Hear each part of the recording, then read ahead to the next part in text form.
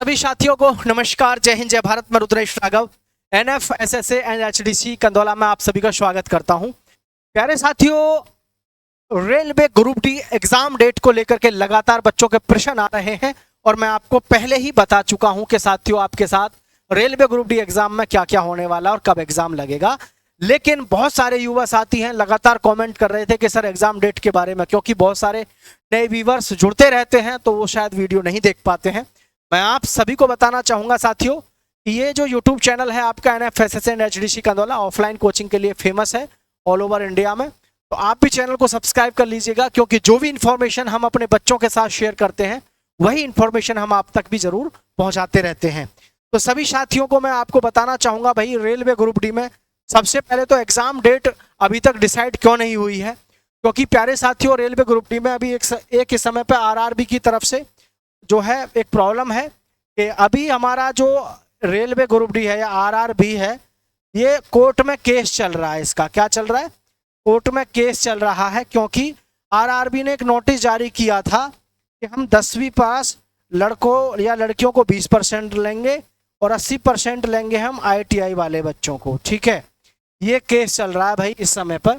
तो इसमें प्रॉब्लम ये आ रही है, इन्होंने शुरू में जब नोटिस इसका देने से पहले जो रेलवे ग्रुप डी में 1,08,00,000 लोगों ने फॉर्म भरा है, इससे पहले इन्होंने काफी समय पहले ये जारी कर दिया था कि अब रेलवे ग्रुप डी में 10वीं पास मात्र 20% और 80% लिए जाएंगे आईटीआई वाले।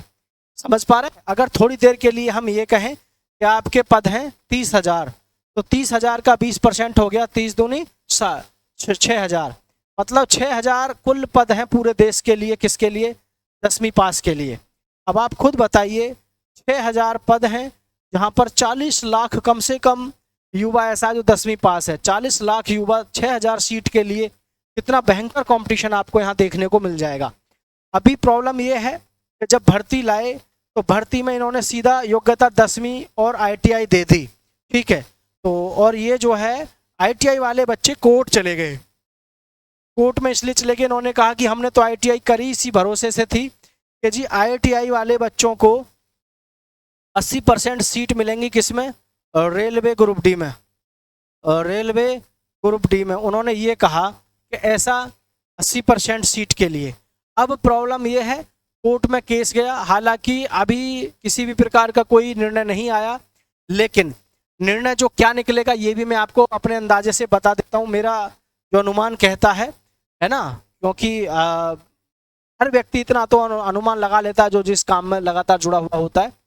देखिए, इस समय वैकेंसी हमारे पास में 32,000 कुछ है, लेकिन 1 करोड़ से भी ज्यादा फॉर्म भरे हैं, तो 32,000 पदों पर क्या होगा, है ना प्रॉब्लम।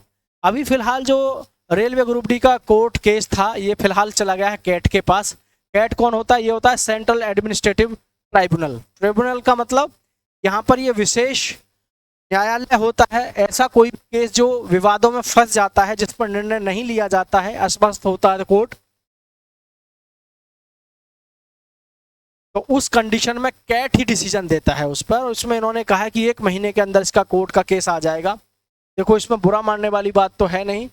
मैं आपको बताऊं, वैसे इन्होंने कहा था कि हेल्ड फॉर 28 जुलाई को हुई थी साथियों आपकी क्या इसमें मीटिंग, और जिसमें निर्णय लिया गया था कि 1 महीने के अंदर आपको डिसीजन मिल जाएगा। यहाँ देखना, वाज फ्यूटाइल और नॉट टेकन एनी डिसीजन।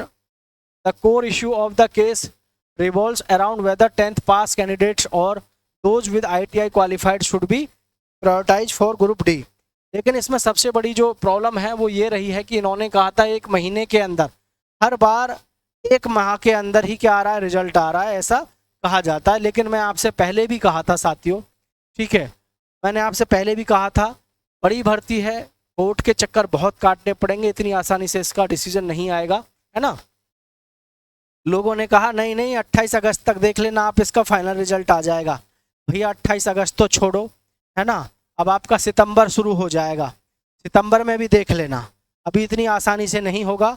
और इसकी एग्ज़ाम डेट को लेकर के मैं आपसे बात करूं, देखो अभी तो सितंबर के लास्ट तक तो शायद मैं शायद ही लिखूंगा, क्योंकि अभी तो कुछ पता शायद है ही नहीं। ठीक है, शायद सितंबर के लास्ट तक शायद इसका क्या आ जाए, डिसीजन आ जाए कोर्ट का क्या आ जाए, कोर्ट का निर्णय। ठीक है, कोर्ट का निर्णय आ जाए। अच्छा चलो मान लिया सितंबर में निर्णय आ गया। ठीक है, अभी आपके पास में सितंबर है, अक्टूबर है, नवंबर है, दिसंबर है। आप कहोगे आप तो लिखते जा रहे हो, बिल्कुल पहले देख लो। क्यों, सितंबर में डिसीजन आएगा, अक्टूबर में जो है ये क्लैरिफाई होगा आरआरबी को कि अब जो है पूरे प्रोसेस को वो अपने को संभालेगा, क्या करना है कैसे। और भाई साहब 1 करोड़ से ज़्यादा, 1 करोड़ से ज़्यादा इस समय पे क्या है, कैंडिडेट हैं। आप सोच रहे हो नवंबर दिसंबर में एग्जाम लग जाएगा। ये जो लोग आपको डेट बता रहे हैं ना, सितंबर की, अक्टूबर की, दिसंबर की, इतना आसान नहीं होता। 1 करोड़ लोगों के पेपर को करवाने के लिए आपको अगर ये लग रहा है कि बहुत आसानी से हो जाएगा, 1 करोड़ लोगों का तो बहुत दूर की बात है। 2-2 लाख बच्चों के जो एग्जाम होते हैं उनको कराने के लिए ही सेंटर्स को ढूंढना होता है कि कौन सा खाली है कौन सा नहीं है। ठीक है, तो और वैसे भी जितने भी हमारे ऐसे कॉलेज होते हैं जो टेक्नोलॉजी वाले होते हैं, है ना, टेक्नोलॉजी मतलब आप समझ रहे हैं ना, ऐसे इंस्टीट्यूट जिनमें कंप्यूटर लैब होती हैं, ऐसे हमारे देश में बहुत कम है कंप्यूटर लैब। आपको क्या अभी ऐसे लगता है कि भाई, तो मैं आपको बता रहा हूँ 2000 देखो होने को आप कह रहे हैं नवंबर में हो जाएगा, दिसंबर में, भाई भगवान करे आपका मनोकामना पूरी हो जो आप चाहते हो, लेकिन मेरा अनुमान कह रहा है 2026 से पहले इसका एग्जाम नहीं लगेगा। अब लोग तो कुछ भी बोले जाओ, लेकिन इतनी बुद्धि हमारे अंदर खुद के अंदर होनी चाहिए। क्या 1 करोड़ लोगों के लिए 1 महीने में मात्र डिसीजन हो जाएगा? नहीं हो पाएगा। क्यों, 1 करोड़ लोगों को भाई साहब इतने सारे केंद्र चाहिए ऑल ओवर इंडिया में, हर जगह पर। वो बात अलग है, वो मैं मान सकता हूँ कि भाई भर्ती बोर्डों को ये तो जो जोन वाइज है उनको सपोर्ट उनको सौंप देंगे कि भाई भर्ती सेंटर ढूंढो जहाँ पे इसका रिटर्न होना है। लेकिन रेलवे ग्रुप डी है, 1 करोड़ से अधिक फॉर्म डले हुए हैं, तो जितना आसान हमको लगता है वास्तव में इतना आसान नहीं है। तो प्यारे साथियों, मैं उन सभी युवा साथियों को एक बात कहना चाहूँगा जिनकी बिल्कुल भी तैयारी नहीं है, सितंबर, अक्टूबर, नवंबर और दिसंबर। ठीक है भाई, देखो बहुत से लोगों को लग रहा होगा कि यार गुरुजी ऐसी कैसी बात, मैं तो शुरू से तुमसे कहता आ रहा था। लोग तो जुलाई में एक्सपेक्ट कर रहे थे कि जुलाई में ही डिसीजन आ जाएगा। आप वीडियोस देखो, वीडियोस में लोगों का दावा था कि जुलाई में फाइनल रिजल्ट आ जाएगा ये हमारा कोर्ट का। जुलाई छोड़ो, अगस्त चलेगी, देखो अभी सितंबर में भी रिजल्ट आ जाए, निर्णय आ जाए तब है। अरे भाई निर्णय आए तभी तो, अभी तो केवल उम्मीद करी जा रही है। नहीं तो 1 महीने का टाइम जो कैट ने दिया था, ट्राइब्यूनल ने, वो तो आपका अगस्त तक ही आना था, 28 अगस्त तक आपका रिजल्ट आ जाना चाहिए था, लेकिन नहीं आया। तो अभी देखो क्या होता है, सितंबर के फर्स्ट वीक में, सेकंड में, लास्ट तक अगर आ जाए, सितंबर के लास्ट तक भी अगर आपका डिसीजन निर्णय आ जाए तो भी अक्टूबर भी खत्म ही मानो, क्योंकि अक्टूबर में तो प्लानिंग ही होगी कि भाई भर्ती कब करानी है, कैसे करानी है, सब कुछ आपको आपको आसान लगता है इन चीज़ों का। भाई ऑफिशियल काम करते हैं हम, हमको पता है। ठीक है, हम भी सरकारी काम करते हैं। ठीक है, तो आप समझे इस चीज़ को। तो भाई नवंबर और दिसंबर तो आपका भैया इसी में चला जाएगा कि कहाँ कैसे सेंटर रखने हैं। 1 करोड़ लोगों का एग्ज़ाम कराने के लिए इतना आसान नहीं है। तो आपका 2026 में जाता हुआ लग रहा है।